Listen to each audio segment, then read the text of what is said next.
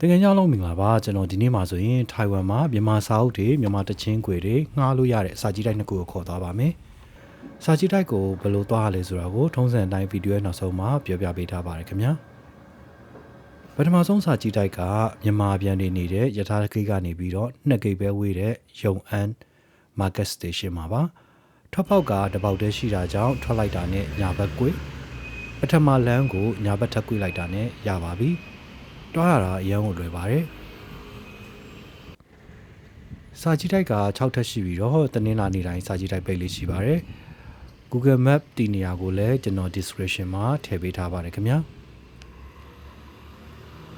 မြန်မာစာအုပ်တွေရှိတာကတော့ဒုတိယထပ်မှာပါဒီစာကြည့်တိုက်မှာမြန်မာစာအုပ်တွေအပြင်အရှေ့တောင်အာရှတွေဖြစ်တဲ့ထိုင်းမလေးအင်ဒိုကစာအုပ်တွေလည်းငှားလို့ရပါတယ်ထိုင်ဝမ်ကစာကြည့်တိုက်တွေထဲမှာဒီစာကြည့်တိုက်ကတော့မြန်မာစာအုပ်တွေပို့ပြီးတော့စုံပါတယ်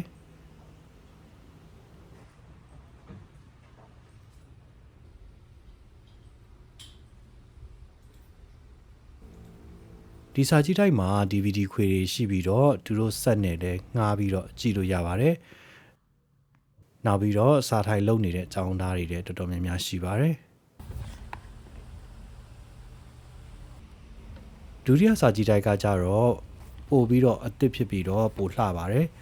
Far Eastern Hospital Gate မှာဆင်းရမှာပါအစိမ်းလိုင်းမှာရှိပါတယ်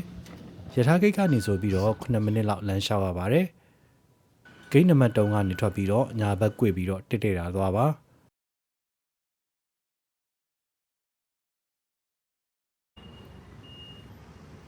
ပထမကားလမ်းတစ်ခုကိုကူးရပါတယ်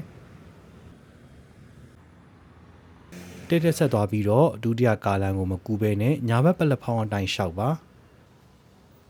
ရေကန်တစ်ခုနဲ့မီတာအဆောင်တစ်ခုတွေ့ရင်တော့ကားလမ်းတစ်ခုပါဒါဆိုရင်စာကြည့်တိုက်ကိုသိရမှာဖြစ်ပါတယ်ဒီစာကြည့်တိုက်ကအရန်ကိုလှတယ်လို့အလင်းရောင်လဲပို့ပြီးတော့ကောင်းပါတယ်မဂ္ဂဇင်းဖတ်တာကြိုက်တဲ့လူတွေနဲ့ဆိုရင်တော့ဒီစာကြည့်တိုက်မှာမဂ္ဂဇင်းအတစ်တွေကတော်တော်လေးများများလေးရှိပါတယ်မြန်မာစာအုပ်တွေထားတာတော့လေးထပ်မှာပါစာအုပ်စဉ်အဝိုင်းကြီးတစ်ခုအလယ်မှာရှိပါတယ်အဲ့ဒီမှာမြန်မာစာအုပ်တွေထားထားပါတယ်ဒီစာကြည့်တိုက်ကမြန်မာစာအုပ်တွေကအသစ်ဆက်ဆက်တွေများပါတယ်နောက်ပြီးတော့တကယ်နာမည်ကြီးစာရေးဆရာတွေရဲ့စာအုပ်တွေအများကြီးလည်းရှိပါတယ်ရှားပါစာကြည့်တိုက်လေးတွေမှာမြန်မာစာအုပ်လေးတွေကိုကျွန်တော်တို့ငှားလို့ရတာကြောင့်အကယ်ငှားမယ်ဆိုရင်လည်းတည်တည်သက်သက်လေးကင်ပြီးတော့မပြတ်မကွက်ပြန်အမ်းကြဖို့လည်းကျွန်တော်တိုက်တွန်းပါတယ်ခင်ဗျာဒါမှနောက်လူတွေစာအုပ်ငှားတဲ့အခါမှာဆိုရင်စာအုပ်ကတန်တန်ရှင်းရှင်းလေးနဲ့ဖတ်နိုင်မှာဖြစ်ပါတယ်ဒီဗီဒီယိုလေးကထိုင်ဝမ်မှာလာပြီးတော့ကျောင်းလာတက်တဲ့ညီငယ်ညီမငယ်တွေအတွက်အထောက်အကူတစ်ခုဖြစ်မယ်လို့ထင်ပါတယ်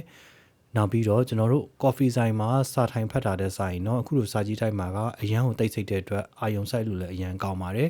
ပြီးတော့ဒီရေဘူးရေရှိတဲ့အိမ်နာရှိတဲ့အေယာကွန်လည်းရှိတဲ့အတွက်ကြောင့်ကျွန်တော်တို့ဘာမှပူစရာမလိုပါဘူးနောက်ပြီးတော့မီဒူမဆိုဝင်ရောက်အခမဲ့